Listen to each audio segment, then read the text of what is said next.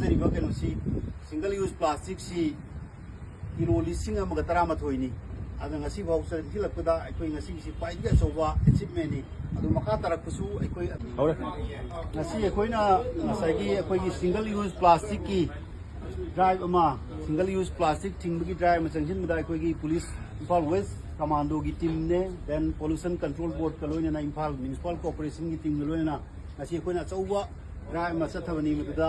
अखोगी पौना बाजार दगी ngasi जे अखोइना 407 मपुत अनि खप अखोई फागली अदु मपुदी ngasi लकीली मोई मादी अखोई फाब ngमौद्रे अदु मासी आउट ऑफ स्टेशन ओय अदु तो हेदना अदु अखोइना ngasi फाजरिबा केनोसी सिंगल यूज प्लास्टिक सी किलो 113,000थोइनी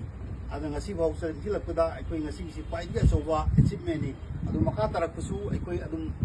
पोल्यूशन कंट्रोल बोर्ड का लोइना अखोई पुलिस सिंग लोइना